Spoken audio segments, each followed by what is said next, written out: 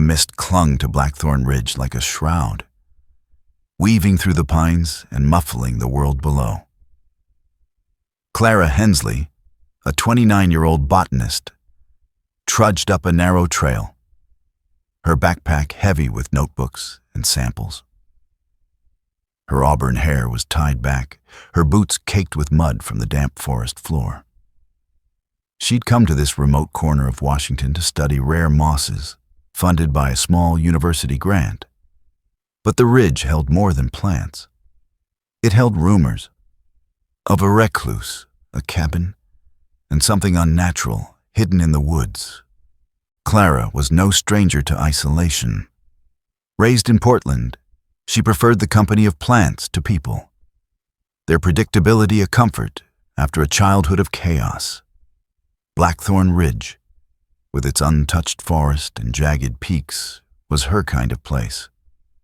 The nearest town, Pine Hollow, was a 2-hour hike down a winding path, its residents wary of outsiders.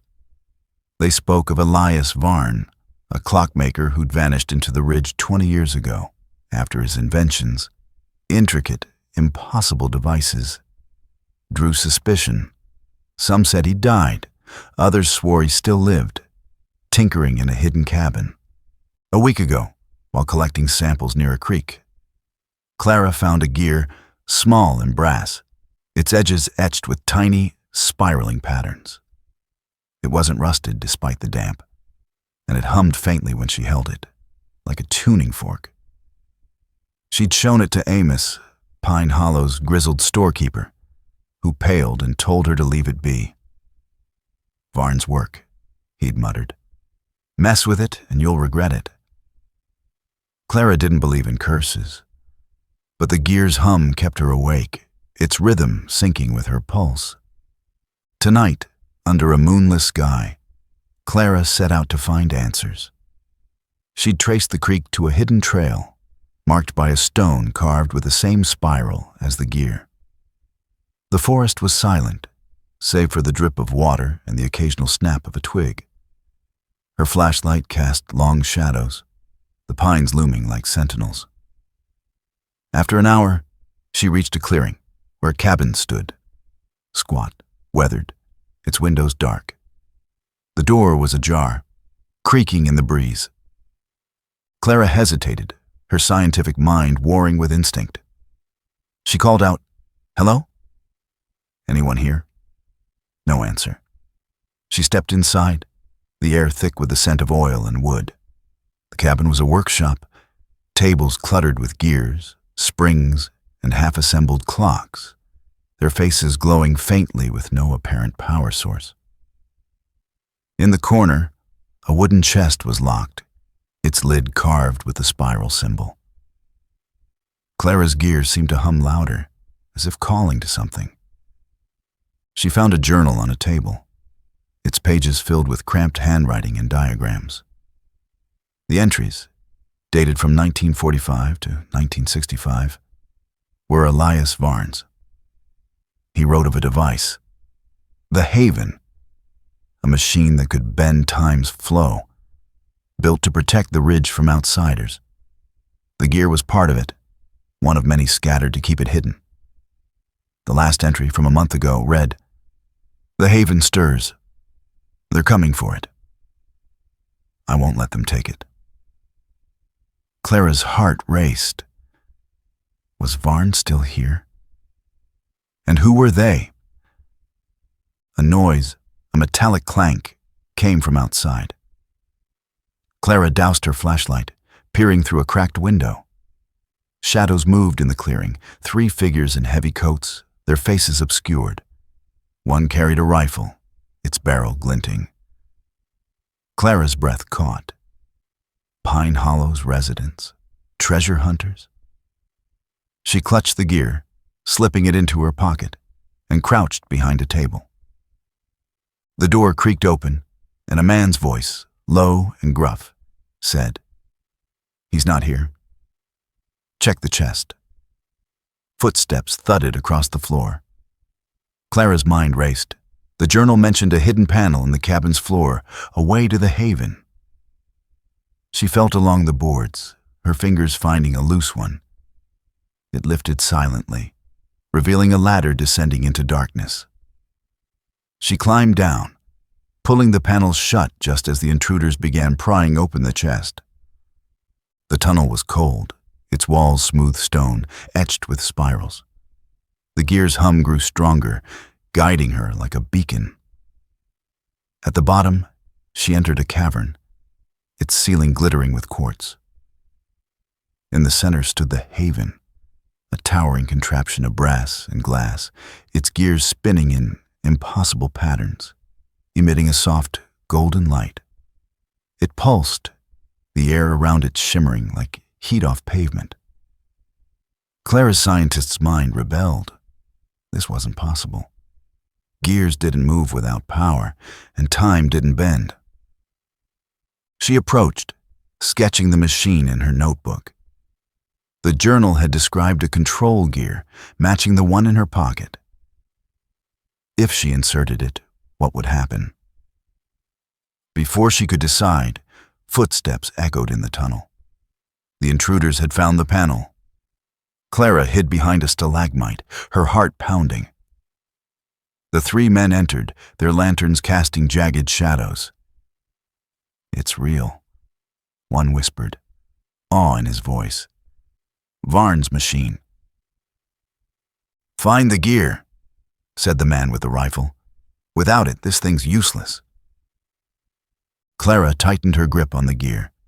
The journal warned that activating the Haven could protect the ridge or destroy it.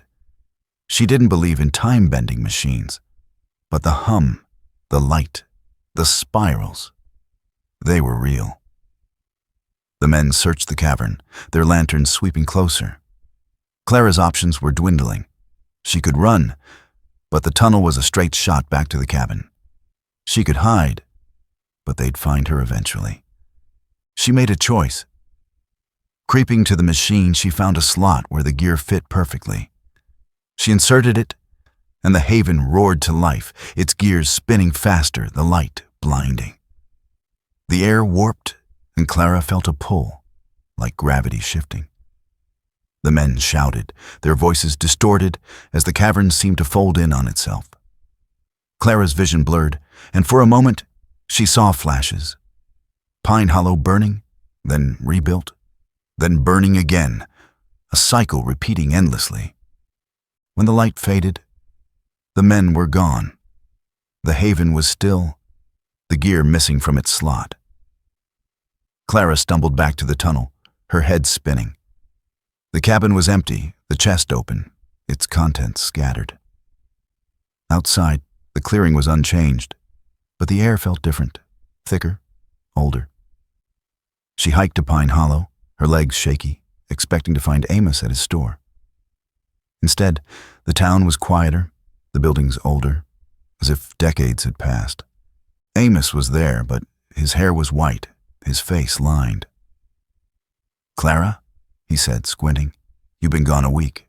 Where the hell were you?" "A week?" Clara's voice cracked. She'd been in the cavern hours at most. She showed Amos the journal, but he shook his head. "Varn's been dead 10 years. That cabin burned down last summer." Clara's stomach dropped. She returned to the ridge, but the cabin was gone, replaced by charred timbers. The trail to the cavern was overgrown, the entrance collapsed. The gear was still in her pocket, its hum faint.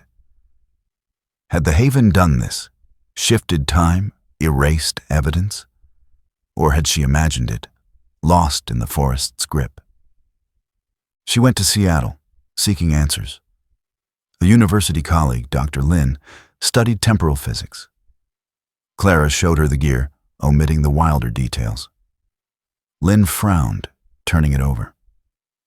"This alloy, it's not from the 60s. It's advanced, maybe decades ahead."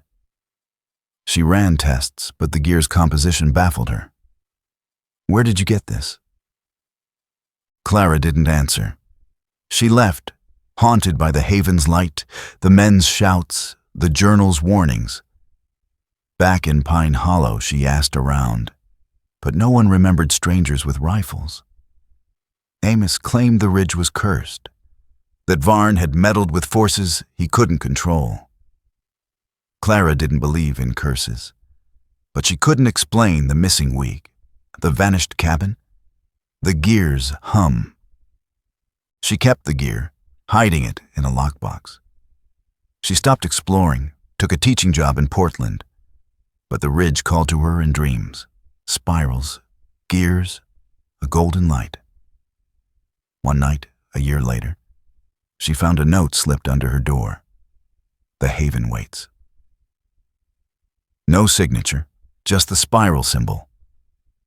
Clara burned it, but the gear hummed louder, as if alive. She never returned to Blackthorn Ridge. The forest grew thicker, the trail forgotten. Pine Hollow's residents stopped talking about Varn, but hikers reported strange lights in the mist, clocks ticking in the silence. Clara's notes and sketches vanished from her apartment, and the gear was gone one morning, the lockbox empty. She told herself it was theft, but in the quiet, she heard the haven's pulse, calling her back to the ridge.